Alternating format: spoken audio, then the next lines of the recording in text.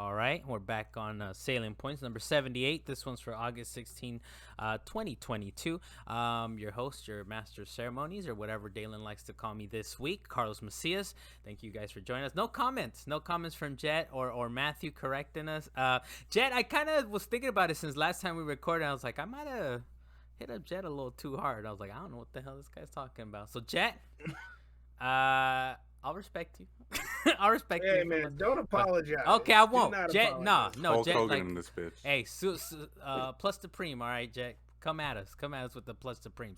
Anyways, Carlos Macias, Dalan Kirkwood from up in the mountains. Thank you for joining us again, sir. Sponsored by Capri Sun this week, I see.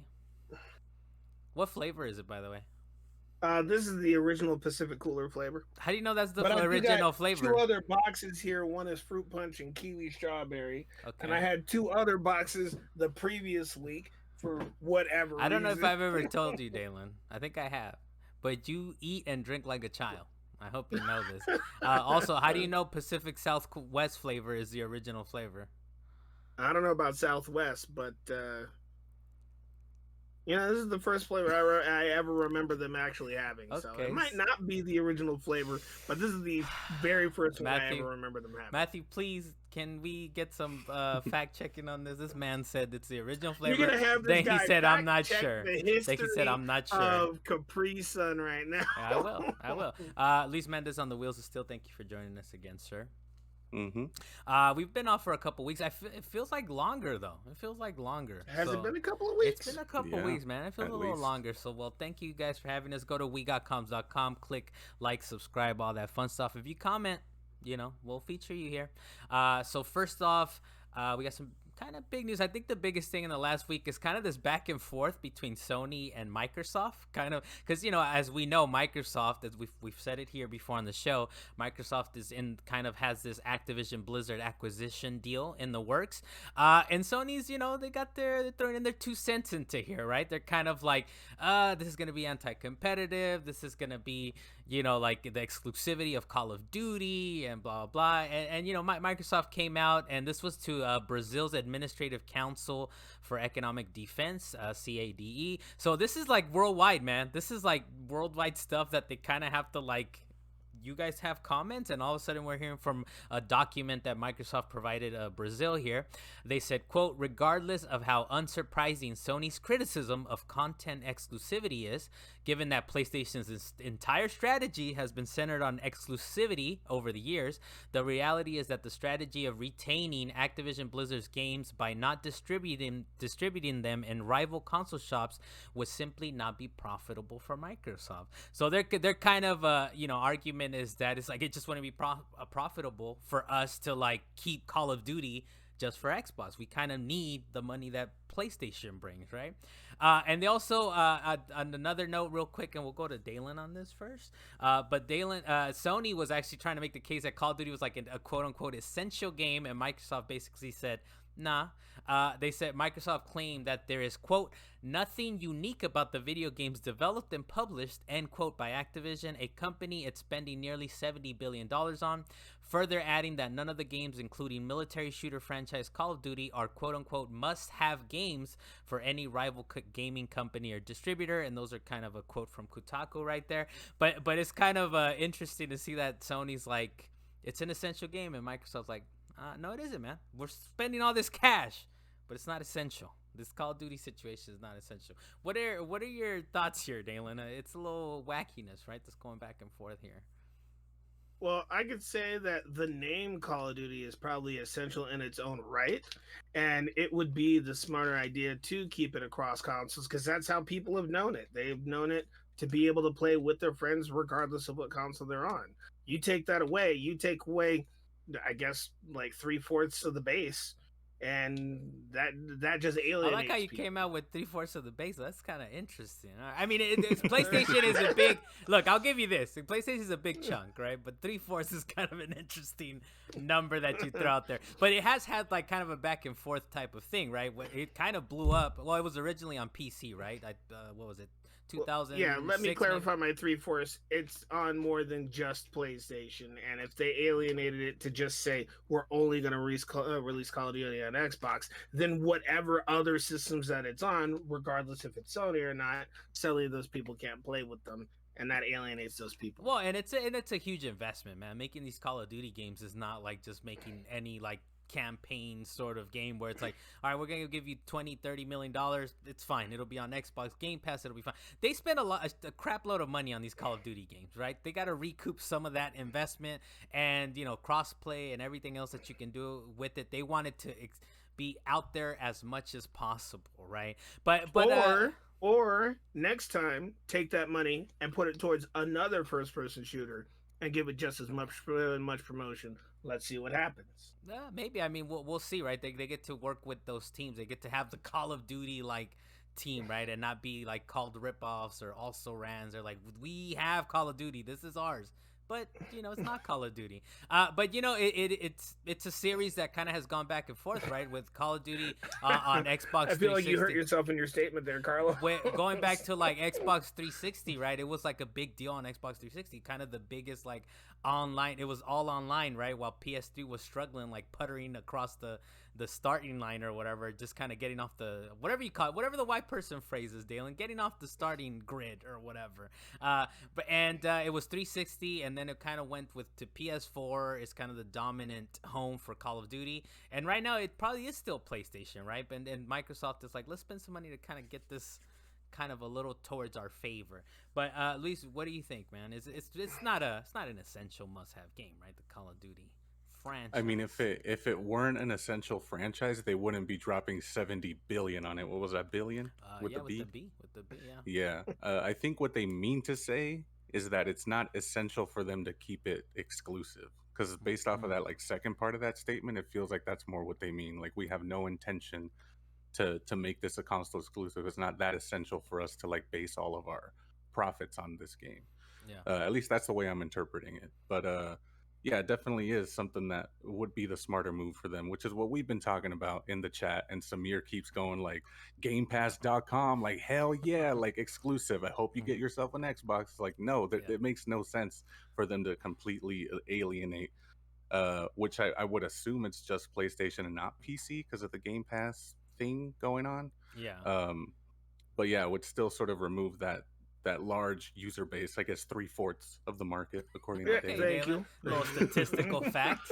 And Matthew, please, can you check? Yeah, and just get that little kickback off of every sale, or trigger compensation for all of those games. Yeah. You know. I think the biggest thing is, I don't know if we'll see it, because as far as Call of Duty itself, like, we've seen it before, right? With examples that when they bought Minecraft is available on everything, man. It's still on Switch, it's still on PlayStation, it's still everywhere, right? So I think the biggest like pros to Xbox is that they can pad their Game Pass a little bit, right? To say it's like, this is free on Game Pass.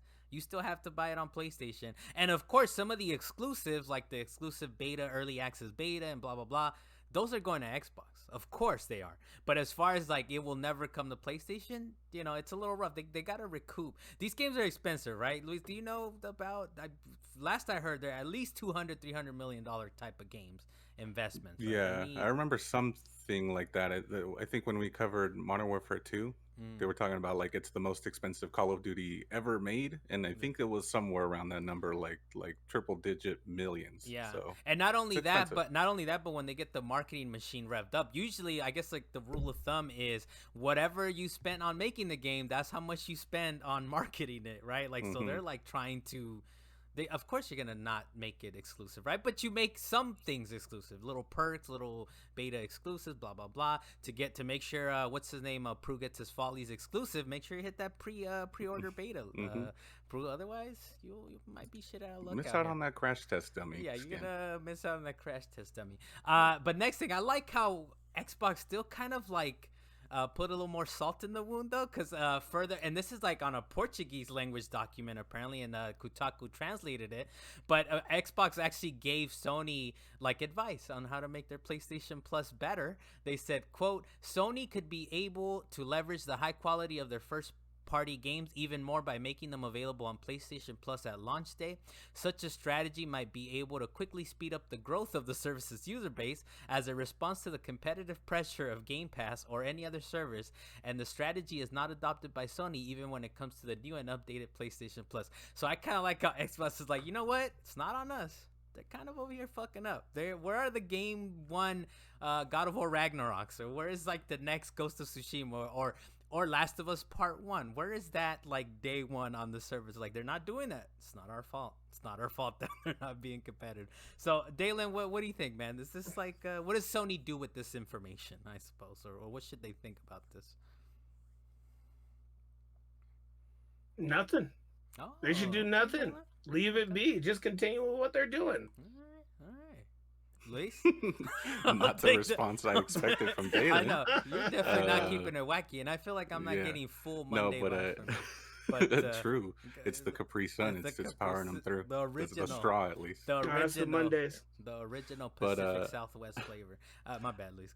This was definitely a very what do you call it? Like sophisticated way of telling them your service is trash. Pregnant pause. Trash boy. That's what they said. And they're totally right in my eyes, because this is the main reason I have not subscribed to the service. And Stray's not going to make me dump that much cash with a prorated rate to just play a cat game that's like 3 hours long or whatever. Dedicated meow. Dedicated meow button though. Dedicated meow. And I could drive a cat. Definitely drive a cat. But yeah, I think they're totally right. And they're saying this from experience, right? They started with games with gold, and they slowly started building upon that surface, and now they're the juggernauts of like subscription services on a console, whatever it may be. Yeah. So yeah, I feel like kind of related to this in a way, because they're kind of trying to give them advice, but I feel slowly Microsoft is turning into like the next sort of Nintendo, in the way where they're just like, we don't care where you play games, as long as you subscribe to our service. Like, we're going to mind our own business, purchase all these companies. We're going to keep doing our own thing and just not pay attention to what anybody else is doing. Because that's kind of what Nintendo does. They're just like, we don't care that they got God of War. We're releasing Super Mario Brothers U on the Switch now. Like, they just don't care. I mean, I like that analogy, but I think the only difference here is that Nintendo's like, these are our games. Do you want to roll through? Roll through. Microsoft is like, this is our games and everyone can have them. Everybody can get it. So I think it's a little different, right, in a sense, right, where Microsoft's like, anybody can get it, whereas Nintendo's like, we don't care what you're doing. Look what we got. Follies or Fall Guys R edition, the Kirby Dreamland edition. We got that. Don't you want to play with us? So I think Nintendo but I get that where Sony's kind of tries to do a little bit of both, right, because they have really, really high quality games, right? But it's also like they do want to spread far and wide as well. But at the same time, a little mix of both. And now they got Plus Supreme, which they're trying to kind of pull us over. Me and Dalan are in for now, right? Hey, man, their problem really is just their pricing. If they could fix their pricing, I think all would be right in the world. All right, and you can keep drinking your Capri Suns, original flavor. I'm chewing on a straw now, but I will make one last comment on it, or at least I will make an actual comment on it. Okay, so you weren't making an actual comment the first time. Okay. Well, my first comment was they're doing just fine with what they have, because regardless of what happens, people are buying this subscription. Because they're like, I'm PlayStation all the way. Because after the console wars, which apparently was a healthy competition, and it was not, they created their own fan base that says, I will never go over to Xbox almost no matter what. And so people are buying the subscription. But for those people that actually like to be cost effective, or say to themselves, like us, do I really need this subscription? It makes it harder to want to really roll over to it. It was already hard enough to say, all right, I'm going to pay you. What was the original price? It was $60. It was originally $50 a year. Then they increased it to $50 a year, and people were upset about that. Well, and now they're talking about 60, let's do 120. Yeah, it's a tough pill to swallow. I did like Lisa just mentioned earlier. Is like, for the cat game, I can convert by $26. This sounds all right to me. But it's wacky when they're gonna ask you $100 to convert or whatever. That's when it starts getting wacky. So I feel like it's what's up? They need what's to up fix with their Sony? pricing. They need to kind of sort of figure out what Microsoft is saying, but also Sony is like, remember, these guys are they're being dragged kicking and screaming, right? Like, all right, we'll make a subscription thing. Fine, we'll throw in a cat game here at some point. But we'll see. Well, they We'll see made what happens. PlayStation Now, and I felt like that wasn't succeeding at all. Yeah, it's streaming. It's streaming. So we'll move on to quick takes. The first one, I gotta know from you guys, but I'm a little interested, Dylan. I thought you were like a Dragon Ball Z fan. So Dragon Ball Z is coming in Fortnite. That's today when this goes up, and it has. No, you see, here's they the problem. confirm Goku and Vegeta skins. Okay, tell me what the problem is, real quick, I suppose. But you're not. I'm a fan of Dragon Ball Z. I'm not a fan of Fortnite. Okay. As a matter of fact, I'm all caught up on the manga for the Dragon Ball, Dragon Ball Super in this case. But you know, Fortnite could go suck an egg. I don't care where they go. They just, Whoa. That's pretty. That's Suck an okay. egg. Hey, anyways, that's out today. While you're listening to this, It's out in the world. that's out today. The Dragon Ball Z collab with Fortnite. So go check it out. All right. You know what? I know people who actually like Fortnite. I know very few people that like Fortnite, and they might want to go get those skins. The fact is that you might be able to have those superpowers and have fun. There was a point where I think Thanos was in the game, and there were a couple of really important characters that showed up in the game that almost made me drop in. But then I was like, but it's Fortnite. Damn. So they'll never get you. I hate to break it to you, Dalan, but you don't get, as far as I'm aware, you don't get any power ups with these things. It's just the visuals of the skin. You just get the No, skins. I actually no. The homie Calvin, I'm gonna drop his name right now. He was playing Fortnite to go get the Superman skin, and you could actually get like the power of flight and stuff with it. So you actually can get some powers depending on the character. Then drop in, let us know what's going on. In Fortnite, Yeah. no. Oh damn, Abel was pretty hyped about this though. Abel's pretty hyped, so maybe we get a little update Tell from him. Abel and have him get back to us. Next thing on this, I bring up this very quickly to talk about the next thing, but Arcade 1UP has been kind of like dropping little arcade news recently. Dalan didn't know what Arcade 1UP is. Dalan, the Arcade 1UP is basically No, I saw okay, the all name of a and I was sudden, like, I kind of recall it, but I'm not sure if that's what I was thinking about. I thought you were talking about something else for a minute. So Arcade 1UP are like arcade cabinet makers. They make like Dalan. They make 3/4 replicas. They actually 3/4 replicas of an actual arcade.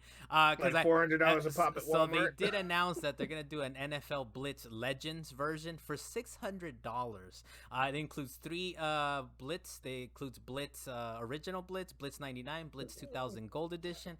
What's interesting about this one though is that they take out like no after the whistle collisions. I don't know if you guys remember, but the play was over and you could still slam on the characters and keep tackling them. You can't do that anymore. I do recall. You can't do that anymore. And I think they took away like a bunch of like I'm assuming head-on collisions, like 15% of the collisions they took out, and I'm pretty sure it's to keep the NFL like license, right? NFL's like, hold on, you guys are a little wacky. This is a year 2022. We know about what are these things? What are they called, Dalan? Concussions. There you go. We don't do concussions anymore. But anyways, NFL Blitz Legends for $600. There you go, Dalan. But really, the one you care about is the Marvel vs. Capcom Arcade 1UP. I don't know if they announced the price. I don't have the price here, but it's 8 of the games. Marvel vs. Capcom 1, 2, Marvel Superheroes versus Street Fighter, X-Men versus Street Fighter, Marvel Superheroes, X-Men Children of the Atom, X-Men Mutant Apocalypse, Marvel Superheroes, and War of the Gems. I didn't even know a lot of these games existed, Dalan. I definitely knew 1, 2, some of these superhero ones versus Go ahead, count it out. It's fine. What I'm saying is I didn't know it was this many. You were aware that there were this many Marvel vs. Capcom or Marvel versus whoever. Well, it's not specifically Marvel vs. Capcom. Marvel Superheroes and the X-Men Children of the Atom, Apocalypse, the superhero, the War of the Gems. I named them. But hey, these games were fun when they were when they were dropped on like Sega Genesis and stuff like that. And it's awesome to have some. Some of them were dropped on Sega. Yeah. But it's awesome to actually have some of these come back in arcade mode. And I'm down to have Marvel vs. Capcom 2 come back.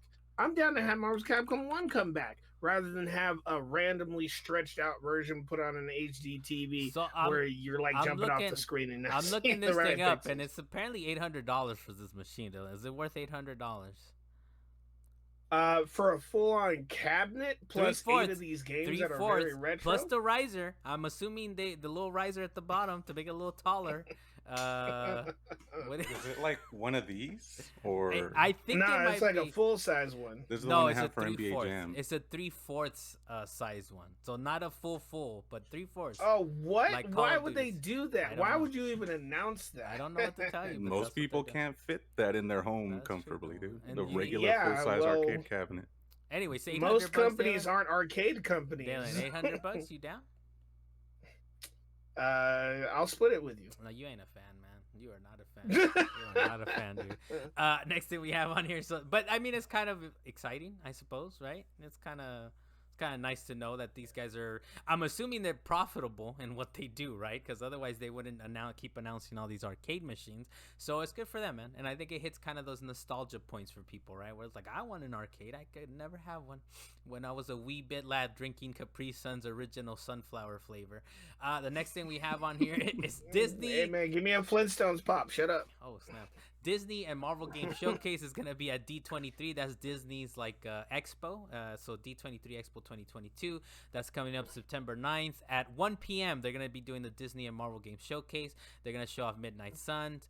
For me, the main thing is Amy Hennig's Marvel game, which Amy Hennig, at least we know from Uncharted, right? She worked on the original Uncharted. Mm-hmm. Yeah. So Yeah. I'm kind of hyped about she's been kind of in and out of projects, man. She's been kind of in and out everywhere, but Yeah. so I'm kind of hyped to see something about Amy Hennig's game. Is that what you're kind of excited for, at least, or just other things going on with this showcase? Yeah, it would be cool to see like because I haven't heard much of anything about this game. Just Amy Hennig's on some project, and it'll be announced soon or revealed soon. So I'll keep an eye out for the drop. I'll keep an eye on the Twitter timeline, but I don't know if I'll watch like the whole thing. But we'll see. It's tough, dude. It's tough watching some of these situations out there because it's a lot of filler time. It's a lot of filler time. Mhm. But one of the other things that came about was that Midnight Suns. Speaking of Midnight Suns, that was actually delayed. That's coming out fiscal 2023, so that means it'll be out by March 31st, 2023. It was first reported on by Steven Totillo. They said in addition to all new announcements, fans can expect new reveals from titles including Disney Dreamlight Valley, Marvel's Midnight Sun, Lego Star Wars The Skywalker Saga, and a sneak peek at the upcoming Marvel Ensemble game from Skydance New Media, which is Amy Hennig's company. Did you have anything else on that, Lisa, or that you kind of basically spoke on that? A little bit. Yeah, I was like, I feel like I'm just in general burned out with anything Marvel at all, and I'm worried that for this they're going to oversaturate the market with their own titles because it's so many things that are coming out. So I'm concerned about, or rather more just curious, I guess, how that'll play out once all these things come out, if they're actually successful or whatever. But yeah, Amy Hennig's definitely the number one thing that's piquing my interest on this thing. Yeah, I mean, mainly because we're gonna get Romancing the Stone 2, right? We're gonna get the actual sequel, Dalan, to Romancing the Stone finally. I'm a little surprised. I don't think that same guy is gonna play that romance in the Stone character. I just threw that out there. I just want to see how you would react to that shit, Dalan. The next thing on here, Private Division, which is like the indie publishing arm of Take-Two, I guess, which was a little weird. I was like, Private Division's working on Middle Earth game, but no, it's actually a Middle Earth game developed by Weta Workshops. Just Private Division is kind of publishing that. To me, I'm kind of hyped because Private Division worked on Outer Worlds. That's kind of one of my favorite games in the last couple years. What does this say to you, Lisa? I guess is this kind of who's publishing, who's developing? What are you thinking? Yeah, Weta has been making a push recently to work in games more. They've been working with game engines for a while to make film, like Weta Digital, making films and VFX. But yeah, they've slowly done partnerships with like Unity, and I think they've worked with Unreal as well. So I want to see what the people that have been creating these effects for years that people love, and to see on screen what they actually do with like a game and how they can pull that off. That's what I was thinking too. I was like, I don't think these guys have actually made a game, right? I try to look up, have they made any games, and they haven't. But they've been around the industry, like effects industry, forever, right? For a really long time. Yeah, for a very long time. I think it was like wasn't it? Isn't it? I don't know if it's still owned by Peter Jackson, but it was like started by Peter Jackson, I believe, right? Or Yeah, they something originally like that. started working together a lot, and then slowly helped other studios with like their tech and whatnot. Yeah, so they've been around for a while. I'm assuming they're kind of like what is it, ILM, Industry Light and Magic, like George Yeah, Lucas's something company, right? something like that. Yeah. Where it's like we don't just do lightsabers, man. We do more than that. But they're finally We they're- don't just do lightsabers. they're finally, that's kind of cool. I'm hopeful, but look, when it's like this seems like it's maybe their first serious game, you still kind of get a little concerned, I feel. But I you know, I hope it's good. I do hope it's good. Next thing we have on here is that we have heard about, we recently heard about Meta Quest 2 that kind of got a price increase. So everyone's asking everybody, is the PlayStation getting an increase? Is Xbox getting one? And Nintendo's the latest to kind of swat that down. Nintendo President Shuntaro Furukawa said the Switch will not be getting a price increase, quote, at this point. They want to avoid, quote, avoid pricing people out, end quote. So I think it's kind of, I think the Switch is probably like the only console that's really being made at a profit, though, right? That's been Nintendo's MO for going back to the Game Boy. I mean, that Pew Green, that's not state of the art shit when it came out, dude. Like when it came out, that was like off the shelf parts. It's like yeah, we can make it. We'll make a profit day one on this thing. So I feel like the least person or the least company that could get away with this shit is Nintendo. But it's kind of still good, right? That they're like, you know what, we're not gonna raise any prices, right? But Dalan, what's your thoughts, man, about Nintendo saying like we're not gonna do it? We're not gonna do it. Thank God, but it's just one of those things that even I mean, time has gone on, and they could eventually release what did you call it, the Switch Swole-LED? HD OLED, The swole-LED? the true OLED, the true Switch OLED. Yeah, we need the true next gen swole-LED 2.0, man, or something. Yeah, that would be one where they might be able to actually put it at a slightly higher price. But at this point, they kind of set a standard for themselves. So if they do end up increasing it, it's just going to upset people even more. I mean, kids still want Switches, so parents will still buy them. But again, people with half a brain or any type of sense will be like, nah, man, that's unnecessary. I mean, I'll wait until the price drops. You know, just thinking of what you're saying, they're the most likely to get away with it, but they're the most scandalous to do it. Because I'm sure they're already making a profit on it, right? Because PlayStation and Xbox don't get away with this shit, man. Even though they might be justified, because they might still be making these things at a loss, to be honest. But Lisa, what do you think here, man? Yeah, I think I wasn't gonna say anything about what the last part you just said, but yeah, they're probably the only ones that could get away with it if they did it, and they'd just be like, "And what?" But What are you gonna? I don't believe they will, and the only reason being is that the titles themselves, like you always say, evergreen. You go buy Breath of the Wild, that thing's still $60, like full retail price. Like you could get full price for that, so they don't need to increase the price of the console itself. Subaru of the video game world. See. There you go. But yeah, I think that at this point, in quotes, could probably relate to whatever pro or whatever model that they come out that's, you know, slightly bumped up in performance than the current models. So that could be why it was not at this point, but we'll see. Well, and they kind of already did it, right? With the swole-LED, they went up $50, right? Like, and it's like, is it really $50 much more expensive than Nintendo? Ethernet came included. Nintendo's just wilding, man. But hey, look, I don't know if you guys have looked at that thing in real IRL, but that thing is beautiful, dude. That swole-LED looks kind of incredible. I was at the store I don't go to the store that much. It's just why when it's called Amazon.com, right? But I actually went to the store and they had the thing side by side. They had the swole-LED next to the older one. I was like, damn, this looks like a piece of crap compared to this swole-LED. It's incredible because that bezel is tiny on the swole-LED. It's tinier, you know. That spacing is kind of shortened. But yeah, they already kind of raised the price. So these guys are just waiting for the pro version. I didn't get no or yes on this one, Lise. This was kind of like there's finally someone that for PT, which was kind of like the demo before Silent Hills, which was the collab with Norman Reedus and Hideo Kojima and Guillermo del Toro. I thought there was more details to this, but there wasn't a lot. It was just kind of the guy that was the first party lead at Konami. He kind of was tweeting out Pearl L, and his his or her tweets are kind of deleted now, so we just got Pearl L to work off of. VGC was able to kind of capture the tweets. He said, fun fact, since I was the first party lead at the time at Konami, I helped get this product set up on the storefronts, fake publisher and everything. They tweeted, so that's what I'm saying. They tweeted, that's a Eurogamer they. Quote, and I was the one who had to call Sony and ask them to take it down and block re-downloads. That was a super fun conversation.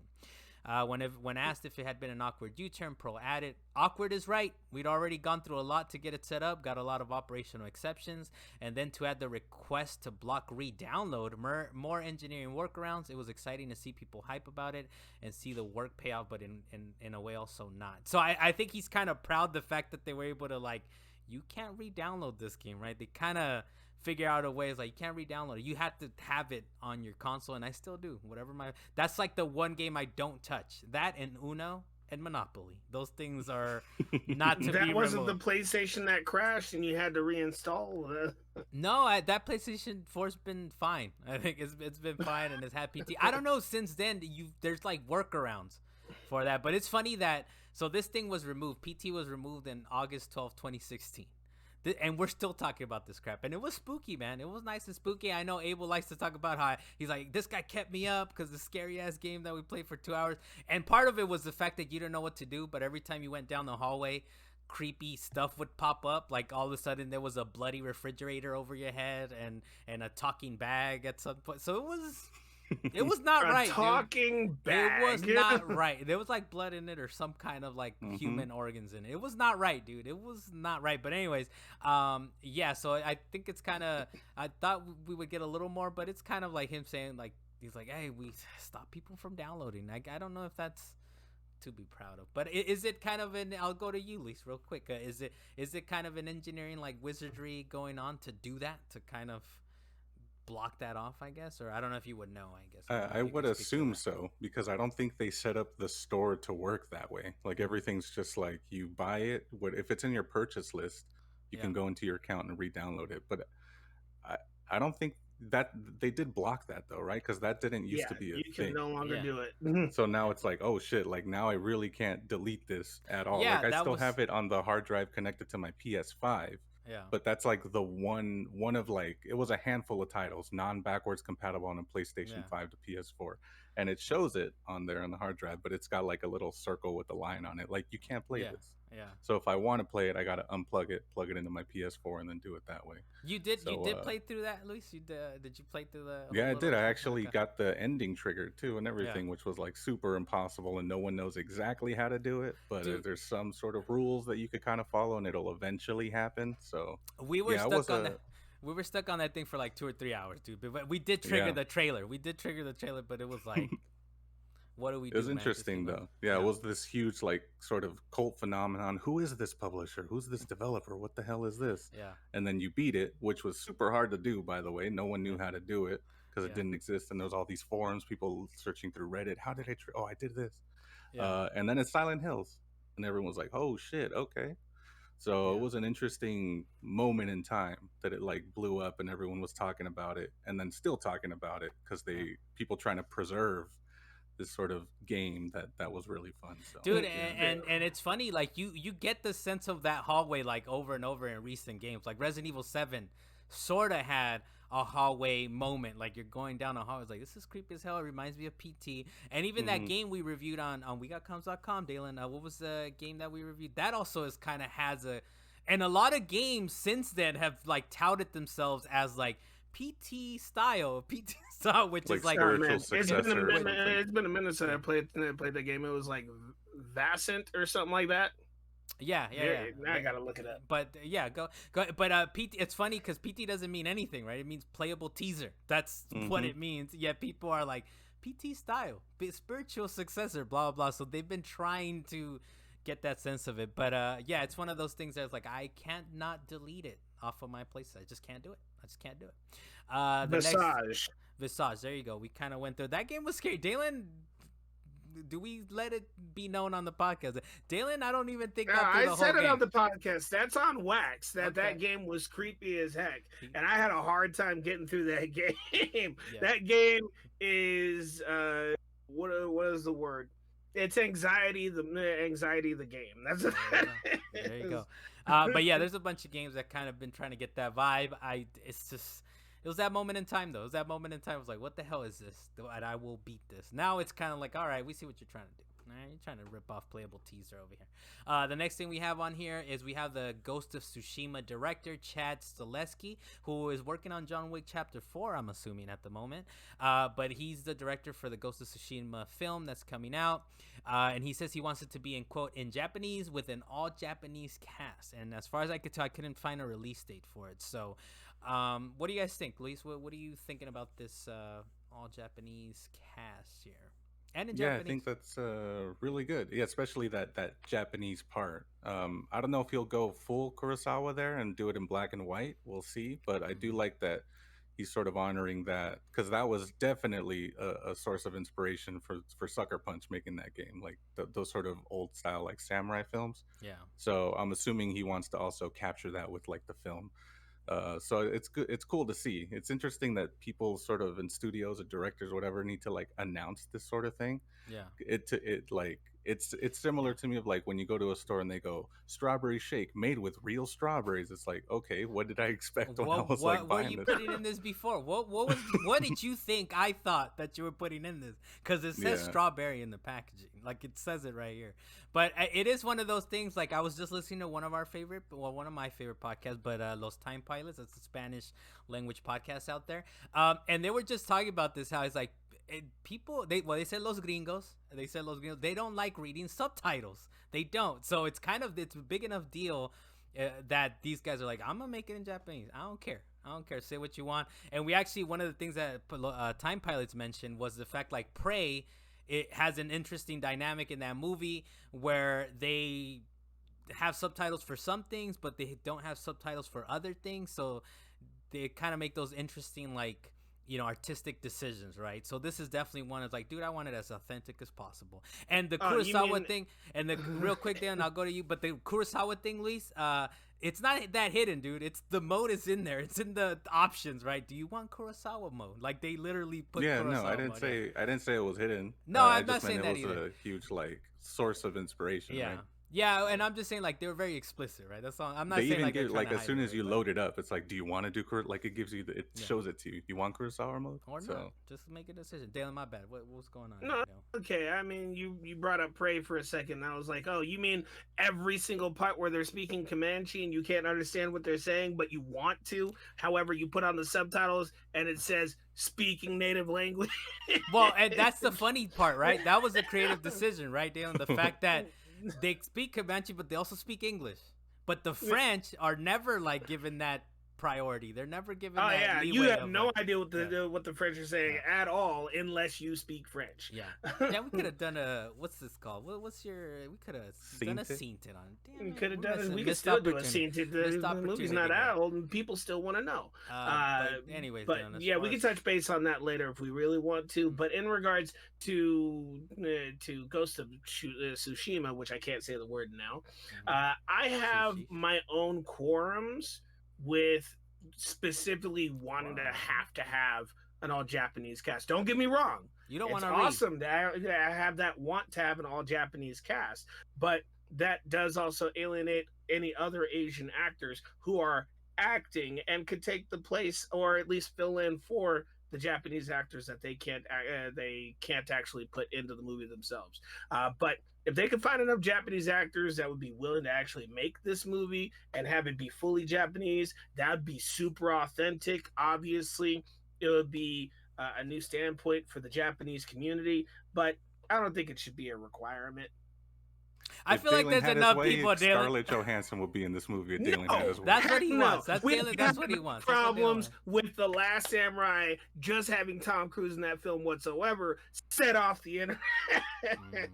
All right? I feel like there's enough. I understand the want to at the very least have all Asian actors for this film, but Dalan. I don't specifically think that they would all. If you could pass for the race that you were going for, I don't see a huge Damn, problem in it. Dalen's all about the whitewashing, dude. He's all about the No, whitewashing. I'm all He's about like, the he's like, equal there's just not opportunity enough for Japanese. every Dalen, you race. know, there's at least in Japan, there's 25 million Japanese people in that country, right? Are you gonna pull all the people from Japan You to don't come need and make this 25 movie million and have a people. war? You Hey don't man, need you gonna 25 try million and to have make a it. movie. So no, if he's like all Hey, Japanese, you could and also in have Japanese, I'm movie good with that. magic. How many times did you see Mr. Smith in The Matrix? Okay, Dalen. Hey, they might get some Mongolians in there. You know, throw them in there. Hey, we I saw will what they say, did for Charlie and the Chocolate Factory. They Dalen, had I will say, I forgot what the Oompa Loompas. The They had Oompa one Loompas. Oompa Loompa and multiplied it by 1,000. Dalen, I will say this. I know no one cares about it, but in sumo, Mongolians rule the day, dude. There's a lot of Mongolians in Japanese sumo. No one cares about this. No one I'm cares glad you about this. you prefaced But it with that. yeah, but come on, Dalen. There's enough people. I mean, Hollywood is not because they don't have enough people. Is they're not looking for these people. They're like, Yeah, we I want a know. Tom Cruise because that's gonna sell tickets. We want who is this, Scarlett Johansson, because that's gonna sell the movie, right? It's kind of Ghost like in the Shell did not help Ghost in the well, Shell. it's kind of like the Martin Scorsese with Leonardo DiCaprio. The reason this man Martin Scorsese has like all the money in the world is because he's casting Leonardo DiCaprio. He's like, Every give me time. $200 million for this prestige movie that I don't give a fuck. I'm gonna go over budget every time. It's like, yeah, but I'm not. Leonardo DiCaprio's in it. Remember, he's in this movie. So it's kind of like that's why they do it, man. But they can't. They don't have enough actors. They do. There is. They can find them. You just gotta look for them. Next thing we have on here, Hogwarts Legacy is delayed to February 10th, 2023. So that's delayed, and then the Switch launch date, they said was quote unquote revealed soon. Luis, you've kind of been looking forward to this. Is it kind of like, damn, it's delayed, or how you feeling about it? Yeah, a little bit. I was actually looking for because I believe this one was supposed to drop late this year, like around the holiday season. Yeah. So they're pushing it back to first, maybe avoiding the splash radius or the blast The radius. blast radius. of Call of But Duty. yeah, I did Hey, find man, that we interesting. coined that. This is the blast radius. I've heard it before, Dalan. All right, so Yeah, I know. I've heard it before. I don't want to be like Dalen's saying they made it up. It's like I've heard it somewhere. I don't know when, but I heard it somewhere. Anyways, blast radius. We made it famous. We made it famous. Ish. Ish. But yeah, that Switch release date revealed soon was pretty interesting. But I saw because I believe this was announced late last week, possibly Friday. Yeah, it was. Yeah. And I think it was I forgot his title. It was some guy that works at the studio that's working on this game, but he's like in the marketing team, sort of community manager kind of guy. Yeah. And his tweet said something like, "So now that everyone's had the weekend to process it, how are we really feeling about the delay?" Like he just asked, like he said, "Give me the smoke. Like what's good? We want it. We want the feedback." I like that. So I thought it was interesting. Yeah, but what are you gonna do, man? And the hope is that it's a better game. It's out of the blast streets because we're gonna be playing Call of Duty, right? We're gonna be getting down with Dalan. I'm getting down with it. Dalan, you're getting down with it as well. The last two Call of Duty games I bought, nobody played. I was like, Dalan, that's the "Mm, last I'm two, good." man. We're talking about Modern This is Warfare Modern 2 Warfare. now. Come on. Whatever. Damn, Dalan is only 66% of the podcast is like ready for it, man. But that's the blast radius right there. Anyways, we're gonna be all in. I'm sure. I'm kind of hyped. The campaign primarily. I want to do single player first. The next thing on here, Splatoon 3 drops soon. We got kind of some news, a Nintendo Direct sort of Splatoon. Some of the cool details that came out of that is that if you play Splatoon 2, you'll get a bonus for transferring your save data over to the new game. There's going to be a Splatoon 3 demo coming out later this month, which also includes a Nintendo Switch Online trial. So this kind of gives you and it's kind of been this game's kind of focus, right? That it's a multiplayer style game, right? That just happens to kind of have a campaign, but it comes with the Nintendo Switch Online trial. And there's a Splatfest only pre-release of Splatoon 3 that's out August 27th. So that's in a couple weeks. If you really care about just the multiplayer, you'll have access to it before the full game drops. Of course, I'm waiting for that sweet campaign. And also, like me, and I've said on Wax before, I gotta play through 1 and 2, man. I gotta play through 1 and 2 to get that full context. So I think I gotta bust out the Wii U, Luis, pretty soon here, man. And I hope it's still working. Otherwise, can I borrow your Wii U to play Splatoon? I don't have a Wii U actually.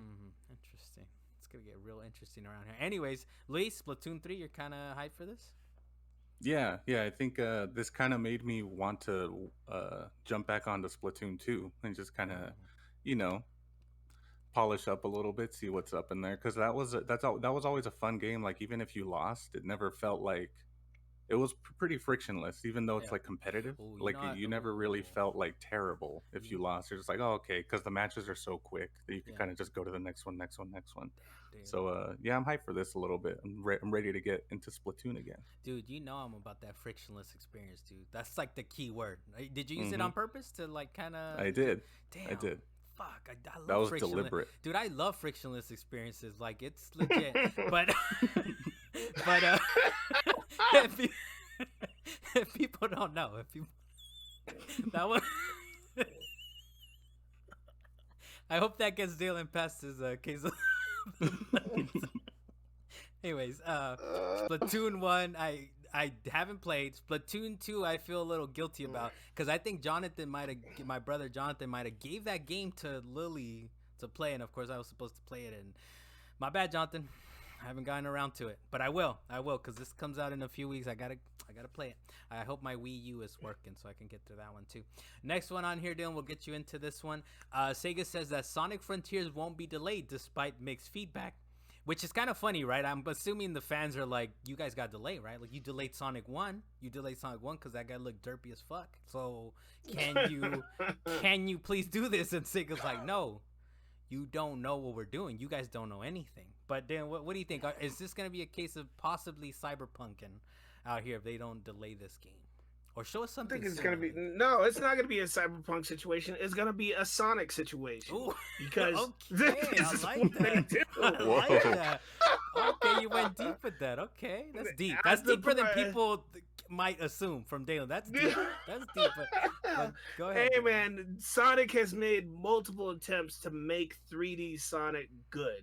Yeah. And so far, almost every single attempt has failed in some way or another, but they keep just pushing it in there like, let's get it out in the It's world. not Let's try to get frictionless. more It's 3D not out there. frictionless. It's not frictionless. There was Sonic Heroes, which Yeah. came up and dropped like a hard ball because I don't know what they did to Knuckles. They made him look like an idiot. Oh, They damn. had the 2007 Sonic, which was a terrible game. They even do Is Silver that what Sonic in you're there. talking about? The 2006 one where he kissed a human? Is that the one you're talking about? Whatever. It was terrible. Okay.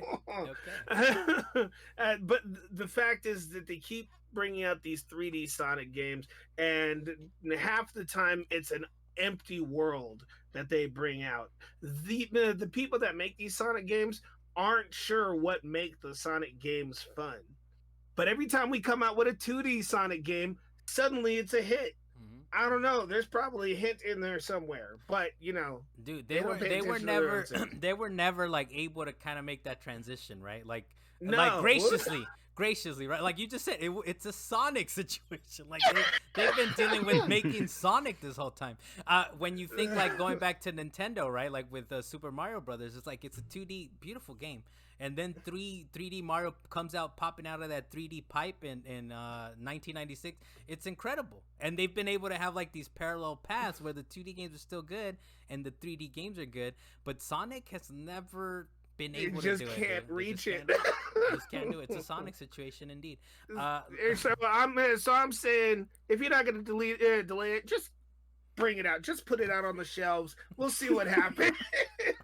Hey, Dad, I hope they have time to put in graphics at least, though. I hope they have Hey, Yeah, a man. little bit. graphics. They were missing graphics. The last time we looked at it, it was empty. So we're all looking at this grass like, okay, that's a lot of grass, but Damn. there's not a lot of fun. Look, Dalan said, do the Balan Wonderland or Wonderworld move and just release it. Just put it out there. If you're not gonna Release make it better. Just to put it out there at this point. Luis, before we move on. Is that the same game that they're keeping live for that one person that's playing it, or is that another game? No, that was the Final Fantasy game. Was Whatever it? it No. was. Was it Final Fantasy? No. No, was it an was Amazon game. Square Enix. It was a Square Enix game.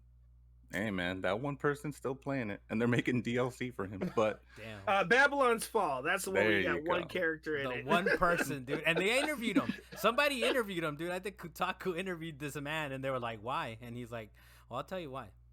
and he probably couldn't make a good reason. He couldn't come up with a good reason for it. But yeah, Sonic Frontiers, Luis. What are you thinking here? Yeah, I mean, even though like Dalan's saying this world is empty, like some other Sonic games that have come out, at least from what we saw, I don't think you trust Takashi Iizuka on this one because he says fans just don't understand this game. So we'll have to wait and see. The question is, does he understand the Sonic franchise? Hey, this is going to be a Sonic situation. Yeah, dude. if it's a Sonic situation, then he does. Then he fully understands. I was like, whatever. We'll just put it out and he there. didn't learn. Did he learn? I don't know. We're gonna find out if he learned. Yeah, we're gonna find out. We're gonna get to the bottom of this shit. Next thing on here, Dan, this one's for you. Tekken 8 might have been teased with the new trailer, and I think this was coming out of like Evo, right? Like they're kind of announcing Tekken's gonna be at Evo and all these other games. I don't know Evo, Dalan. I gotta be honest with you. So I put this to you, Dalan. What is this Tekken 8 story? Dollar combo number 8. What's going on here? What are we looking at? This particular small trailer was at the end of the trailer for the Tekken World Tournament trailer. It wasn't specifically for Evo, though they did bring up the fact that that Tekken is going to be going back to Evo again. But it's like literally a 20-second clip of the Kazuya from Tekken 2 throwing Heihachi off of a cliff. Then he looks at the screen and suddenly he's in the most recent of graphics. It doesn't even say anything about Tekken 8. People are just speculating the fact that it's Tekken 8. Okay. However, they did announce that there is going to be a Tekken 8. This was not specifically that trailer. Okay, so you feel like people are saying it's a Tekken 8, but you don't think that's what it is. Well, there's a reason why it says Tekken 8 has seemingly been teased. People are just speculating that this is the case. The fact is that there has not been an official announcement for it. There's no official trailer for it. The company, well, I know a few seconds ago I said they actually confirmed it. They were talking about it, but they didn't actually confirm whether or not they were going to be coming out with it anytime soon. So we have no idea. This is just for this itself, just for the tournament. So the listeners. Now the real question. Go ahead, Luis. Go ahead. What's the question? Is will they keep Heihachi dead like Batman in Arkham Knights? Because he got thrown off a cliff. Heihachi isn't even dead. What? He got thrown off a cliff. He got thrown off a cliff in Tekken 2. You didn't see the body. We're on Tekken 7, and he's still in it. Don't worry. You didn't see the body. Heihachi's alive. All right. I'm gonna quick breakdown. Okay. Very first. I get to do it. Okay. Tekken 1, Heihachi threw Kazuya off a cliff. He survived. Kazuya came back. Kazuya threw Heihachi off a cliff. Heihachi came back. Eye for an eye, dude. Heihachi threw Kazuya back off that cliff. Kazuya died, came back as a devil. He came back, threw Heihachi off a cliff again. But then his son came out of the woodworks and said, nah, Kazuya's got to die. He throws Kazuya off the cliff. Maybe they got to stop the cliff throwing and find a more permanent situation. They shouldn't be that close to a cliff, dude. Like, whoever's keeps getting thrown, don't do it. It's like, what is it, Chekhov's gun or whatever? Now it's Tekken's cliff, dude. Like, if you see a cliff, someone's getting thrown. Mishima cliff. That's what it is. Someone's getting thrown off that cliff if you see the cliff. Thank you for the rundown, Dalan. I will say this. See, I defer to you, Dalan, when it comes to, like, RPGs and fighting games. And there's a certain confidence that you exude, if the listeners and watchers, there's a certain confidence that I don't get normally when he's like, I think it's 3/4 of players are doing things. So no, there's no confidence I appreciate, in that. But this one, no, but you make it seem like, you make it sound like there's confidence. Still alive. That's it. But you make it sound like there's confidence. But thank you for the rundown. And so you don't believe, you don't buy it. You don't buy into the hype that Tekken 8 is soon. I don't buy into the hype that this particular trailer is specifically saying Tekken 8 confirmed. This is turning into a what was it, a Half-Life situation. People are going to be saying that it's confirmed every time they see a clip of a CG Tekken character. Yeah, every time they see the clip, exactly. Every time they see the clip, oh, Tekken 8, dollar combo, give it to me. We'll move on to what you've been playing. We could kind of start off when we've all together collectively have been playing, but the Quarry, right? We've been kind of getting down with that. The Quarry is a game that you would assume that eventually everyone takes control, because we've been playing the Dark Chronicles, right, Dalan?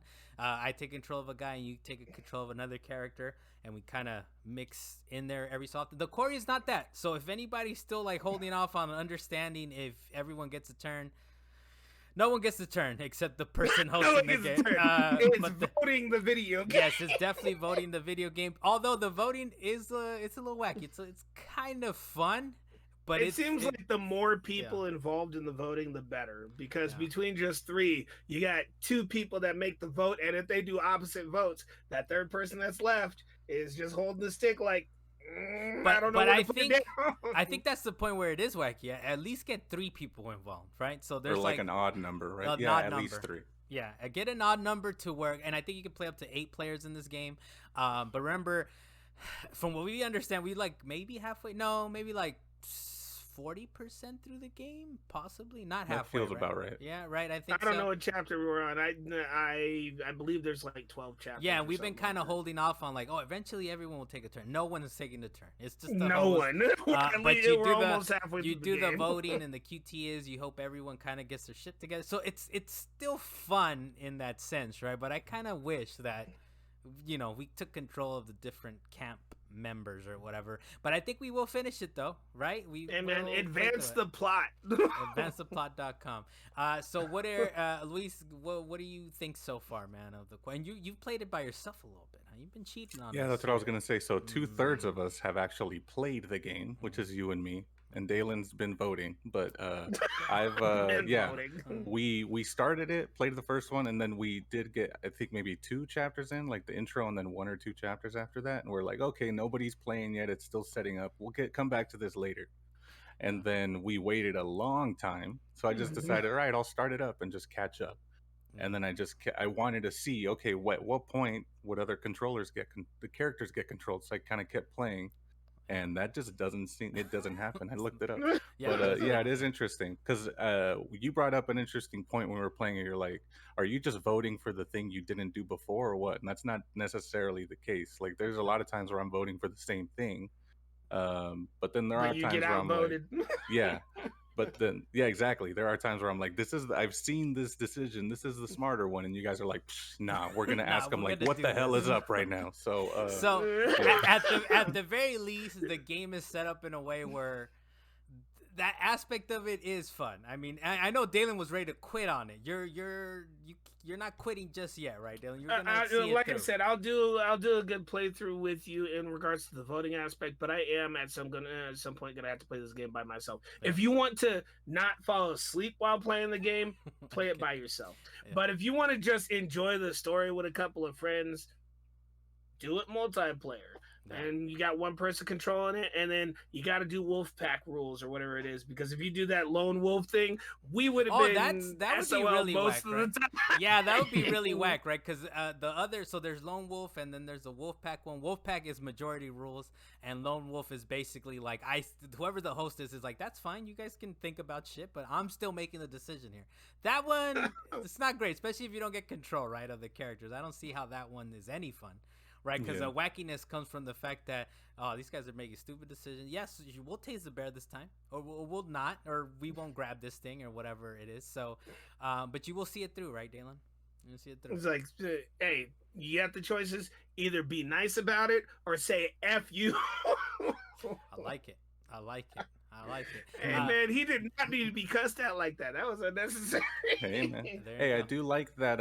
That not just the decisions, right? That like the 2 decisions they bring up on screen, but like everything else. So the holding breath, the quick time events, and then there's the interrupts when you press X to like interrupt or butt into something. Yeah, I like that those are all majority vote, right? So it's not just like the decisions you make on certain things. So if enough people fuck up on a quick time event, when we noticed it yesterday, noticed it yesterday in that tree log. Yeah, shit goes down. So, but I will say the holding breath thing, I actually don't like that feature. I know for the Dark Pictures anthology, they have the heart pounding pulse thing, but you have to be interactive for that. For the holding breath thing, it's like, all right, hold down the button when the controller stops shaking, let go. But I think Luis made a good point. I think you can press it too long also, right? Like but as soon as it stops shaking, as long as you have feeling in your fingers, you know when to let go. But it definitely is like, I think it really is more geared for whatever reason. It's a $70 game for whatever reason. To them, they're thinking it's more casual friendly, I guess, in that way, right? Because the mechanics aren't that complicated. But if you play Dark Chronicles, Lise, it's a little more mechanics heavy. It's not that much advanced, but it's a little more. But you will run out of time. Yeah. You will run out of time. Yeah, the choices are definitely like more graphic. They're definitely more like substantial, right? Like more consequential, I guess. So I feel like maybe if you want to get down with some Dark Chronicles at some point, at least, just to kind of get a feel for how those work. But it's definitely a different focus, I would say. It's different kind of the way they went about it, the philosophy of them. Hey, if I had to choose between the Quarry and any of the Dark Pictures anthology games, I would honestly play the Dark Pictures anthology games. Don't get me wrong, this story is awesome, but I would love to have the type of quick time events and multiplayer that all the other games before it had. Which is funny, right? Because those are kind of I think they're like $40, right? You would think those are like more budget type they're games, like right? 25, 30, up to maybe $35. They're not even that expensive. So, but if you're more of a gamer, on the more I'm a true gamer type, whatever, right? That's kind of the game. Even though you're watching a movie even for that too, right? But it's just a little more interactive. Luis, anything else before we get to kind of what you've been just playing individually here? No, just excited to see what story unravels with the three of us playing. Let's do it, man. It's I know I'm the host. I understand, but I take your guys. I understand. I take your guys' counsel, right? Where do you want me to go? I ask you, Luis. What you've been playing out here, man? Besides Quarry. Yeah, working through Luigi's Mansion 3, and this happened last night after we played the one Rocket League match or whatever. Dalan's like, "Hey, you want to keep playing rank up?" I was like, "No, I'm playing Luigi's Mansion 3." Not mad. And he just started laughing. It's like, I did not expect that response. Like, that was super random. Yeah. But yeah, that's okay. yeah, After you did that, I went and played Tekken. So see, there you go. It all works out. It all works out. But I'm working through it. Okay. I do like I think I have like 2 or 3 floors, elevator buttons at least. I don't know if the game ends when you get to the top floor or whatever, but I'm at least 3 floors left.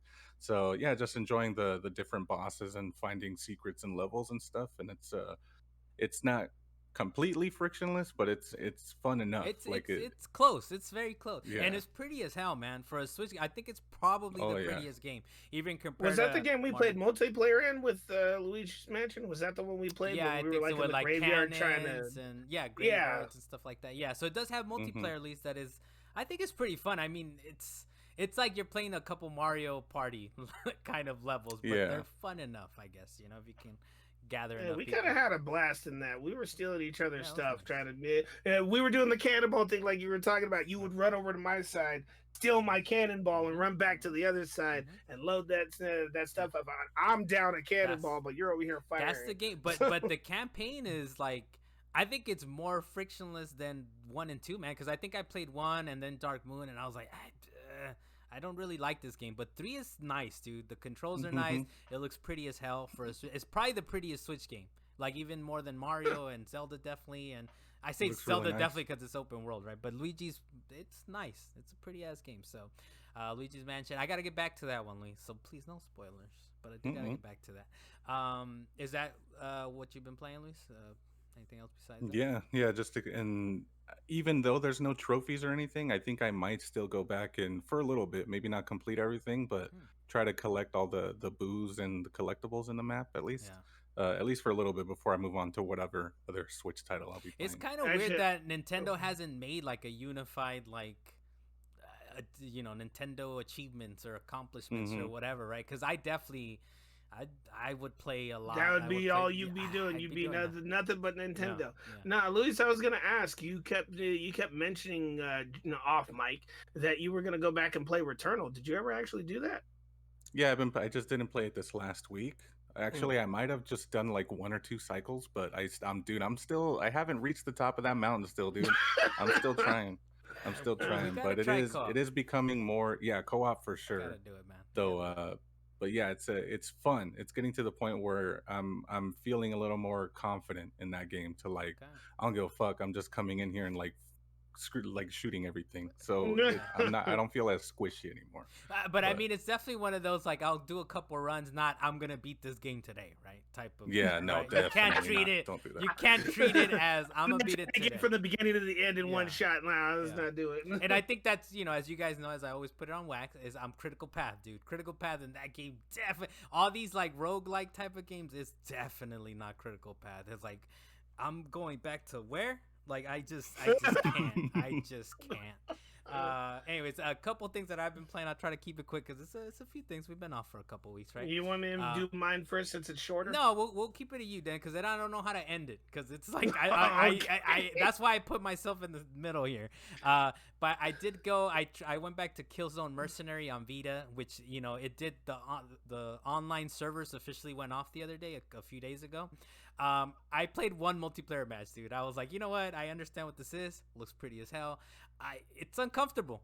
And I don't know if you guys remember playing on the Vita, but a lot of games did like the back touch run. So you double tap the back touch controls, and that's how you run. A lot of there wasn't a lot of first person. You shooters. run with the back touch? I remember having the back touch for the Uncharted game. I don't know if Uncharted doesn't play like that, right? So or at least it like initiates sprint, right? Yeah, it doesn't initiate sprint, but at least it was a game that utilized the back touch. No, it's a straight up mechanic. And if you ever did like what is that? What's the play that if you play PS3 games on your Vita or PS4 games on your Vita? Remote play. If you did remote play, you were definitely back touching out there for like R1 and R2 or whatever. So it was kind of it was a little annoying. But Killzone Mercenary, I did try. The multiplayer was kind of interesting. It's very objective based, which is right up my alley. But at the most, there was 2 people in one of the games, dude, that I played, and I was like, damn, people do not care. That no wonder they're shutting down these servers. But it's pretty as hell, man. For a 2013 game, Killzone Mercenary on the Vita, it looks pretty as hell, man. It looks super pretty. So I probably will go back and kind of play through at least the campaign. The online is shut off, and like I said, I got one match in, and I was like, that's good enough. You can shut it down now. Other than that, I did. You can shut it down now. I've had my time with it. Go ahead, guys. I've had my one match. I know I was talking about San Andreas for the longest time. I was a little scared that I would never platinum it, and the percentage for me for the longest time was stuck at 99.47%. And I type it. You type that shit into Google, dude. You get all these kind of conspiracies like, oh, it's because you're missing this. You're missing the train. You're missing that. You didn't do this. Go do that. So I'm over here doing the train missions again, which are annoying as hell because they're super slow. I don't know if you guys ever did that in San Andreas, but you can drive the train. You can drive the train in that, and you have to stop like within a certain amount of meters or whatever. So here I am. Carlos. What's up? With all the stuff that you've been doing in San Andreas, because obviously there's a million things to do because it's GTA. Yeah. Did you get 100%? Yes, I did. So what happened? What had happened was I went through a lot of the checklists, and I was like, I don't want to do this. I don't want to do this. I don't want to do. I'll do the train because that's what they said online, and I'll do the derby one because that's what they said online. None of those gave me the 100%. What gave me the 100% is the motorcycle challenge that I did it. But I must have not saved. Like when I did it, I must have not saved and must have like loaded a different save or something. So I went through a whole checklist of like, nope, that's not it. That's not it. That's not it. And I did it. And I did. So I got a little platy and I got the 100%. And also I took the gang all back because there's after you finish the game, well, that's the best time to do it after you finish everything, is you do the gang territories. And I like, for extra fun, there's like a little sliver of gang territory that I'm like, how do I catch anybody in this like 1 centimeter of land of like, it's basically a sidewalk that is the last like percentage of the gang war. So I finally did it. Those are plattied. So GTA 3, Vice City, and San Andreas are all plattied. 4, I don't know if I want to. So I played 4. I'm into 4 now. And that thing is rough, dude. That thing is like 240p at best or something, dude. It looks super like Vaseline all over the screen. I can't believe we were playing this and thought this was great. But I will go to what Luis told me. He's like, dude, this was like, you told me it was like, this is the best thing that we had at the time. You didn't know any better. And now that we know better, it's rough, dude. That thing runs like at 15 frames per second. There's too many cars and it like completely slows down or whatever. So, but other than that, I guess it's still fun to play, man. Too much rendering. It's still GTA, dude. It's still GTA. It's still the beginning of the end, how I call it. Of like, this is like the bones of GTA 5, right? Like the wonky kind of physics of the characters. One thing though that I guess I kind of want to. You played GTA 5, Lisa, quite a bit, as I understand. But the cars feel better in GTA 5 and not as heavy, right? There's like a heaviness to the GTA 4 cars where like you're braking like you're going across the center divider or whatever it is. You're not stopping where you want to stop like at all. Yeah. So Yeah, the braking was really. I mean, it was their first foray into doing any sort of real sort of type of physics with vehicles in general. Because before that, it was San Andreas. You're zipping around, turning immediately like 90-degree it's turns. cartoon. No It's problem. cartoonish in a way, right? Yeah, And that was but, before LA Noir, right? I LA don't- Noir was both of you, 2011. okay. Hold on, I think Noir was 2011. Dang, So it was I gotta after I look think it GTA up. that was after 4. Yeah, it was after 4, I'm sure. Because, dude, Rockstar was giving us games, dude. At one point, they were giving us games. Yeah, GTA 4 was is really... 2011. Good run, I good got memory, you. guys. Don't get me out here questioning. Why guys, though? I'm pretty sure I came up Yeah, with I didn't say 2011. that. I'll take credit though. I'll take credit. But yeah, so GTA 4, there's certain things to it. Like GTA 4 was 2008. So Lee, it's super rough, but there's still like a lot of charm to it, dude. And it's still impressive, like the facial animations of it. I'm still like impressed by it, even though it's rendering like 15 frames per second, 240p or whatever it is. It looks kind of nasty, but the animations are still like, damn, this is kind of impressive. And like this kind of storylines and the way that one of the cool things is like when you fail the missions, like if you go back and do the mission, you have different dialogue, right? Like they're not giving you the same like rundown the first time you're driving in the car, like, oh, this is what happened and I want to go pick up this person, blah blah. If you fail and you do it again, they actually change the whole dialogue, like that whole little sequence when you go do the mission again. So there's a lot of cool stuff to the game. And it's interesting because I did play through Lost and Damned because I got a scratch copy of GTA 4 on eBay. So Mr. Man 9214, please to give me a refund. But there was a nasty scratch on the GTA 4 plus the DLC thing that I got, so I borrowed GTA 4 from Lee. So thank you very much. But I did have Lost and Damned that I beat, not 100% in game, but 100% I got all the trophies in it. And it's funny to see that like GTA 4 has some nasty motorcycle like physics, dude. You fell off the bike like for no reason, like you bumped into a house and you're off of it, like you're launched. But Did the game ever break on you?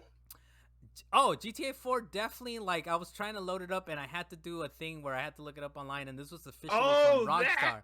This was officially from I couldn't load into it, dude. I don't know if because there was like a Lost and Damned save or the way it does save. I had to delete all the saves, right? I had to delete all the saves. I had to turn off the Wi-Fi. I had to do all kinds of crap and uninstall and reinstall, and it finally works. As of today, that PS3 is offline while I'm playing GTA 4. It does not connect to the internet. But anyways, I played Lost and Damned, and it's funny to see that they actually made improvements from GTA 4 to Lost and Damned, especially with the motorcycle. I mean, Lost and Damned was like a motorcycle gang, right? So they improved from like GTA 4 to Lost and Damned. Like you don't just completely fling off the bicycle for no reason. You actually manage to stay on your bike, and the controls feel a little bit better in Lost and Damned. And going through GTA 4, it's funny to see like there's scenes that happen in Ballad of Gay Tony and Lost and Damned that are happening in GTA 4. So they already had this like planned, right? Like they already knew it's like, oh, we're gonna interspear like Lost and Damned characters, and we're gonna have Ballad of Gay Tony like characters that you will see in the DLC. So I thought that was kind of cool, but just based on how development works, of course they would do it that way, right? Of course they would like already have this planned out, because I think the DLC came out maybe like within 6 months or a year right after GTA 4 came out. So it's pretty cool. I guess. Do you have any memories of GTA 4 at least? You don't remember that it looked nasty, right? No, because it's been a while since I've looked at it, but I definitely felt like at the very least the story, the characters and everything, like that probably aged really well. But there's some things that I could feel like maybe, the driving, I remember it being kind of took me a lot to get used to. So I can imagine trying to play Yeah. it now. It probably isn't the greatest experience in the world, but And I might be like 15 hours in, and the driving is still. Anytime I have to chase someone, oh man, dude, I'm gonna have to replay that mission a few times, right? Dalan, any kind of like memories? Oh, you didn't play like San No, Andreas and I GTA played 4, San huh? Andreas and quit, and then Yeah. I didn't play another GTA until 5. So For it, I want you to play it, but it's rough, dude. you want me to play it, and Yeah. I don't want me to play it. So I think we're at an impasse. I will say it's so rough that I take taxis everywhere. At least I'm like, fuck this, man. I'm like whistling for the taxi. In GTA 5, you can taxi around. I'm assuming still, right? you can call a taxi. I don't think Oh. you can whistle them, like hail them anymore. Oh, okay. So there's yeah, that's what I was thinking too. You There's can just certain like things. walk into it. Yeah, It's LA, not New York. that's true. That's true. There's taxis everywhere in GTA 4, but it kind of makes me a little sad though, right? That they made a quote unquote next gen version of Liberty City, but it looks gross now. Like it really looks gross. Like it, and you have to. I had to bust out a PS3 to play it, man. You can't even like. It's just rough. You need a CRT. The other thing is real quick, Dylan, before we move on to you. I did Saints Row reboot is coming out, so I did play Saints Row 4. That is co-op, Dylan, so I invite you to join me on some Saints Row 4 Reelected. It's Crackdown, dude.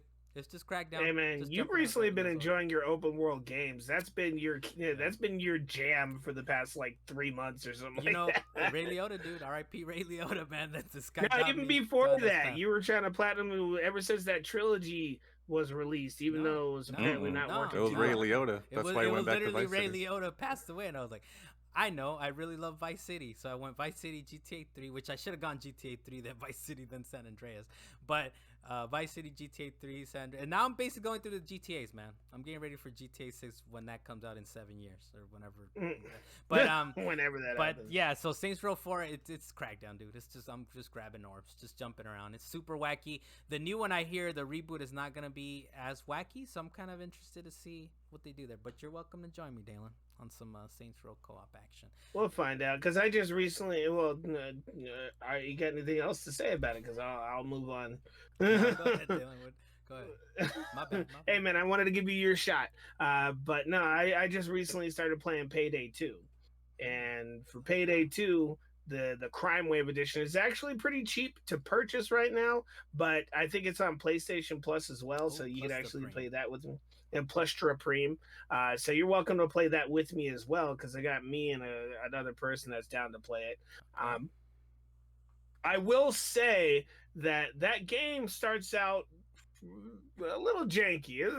Yeah. It starts out a little janky. It feels like I could just sprint under every single camera, and all the AI it starts out stupid. But I assume that as I get deeper into the game, they're going to be throwing more bullets at me, and it's going to be harder to actually get through these things. I'll tell you what, though, this body bag thing is kind of stupid. You could hold one body bag, and if you kill somebody, you better put them in a body bag. Okay. You better find a dumping spot. Okay. Because they will be found. I might be interested to do a case or two with you, Dalan. I was kind of high on the game. I just didn't really have people to play with.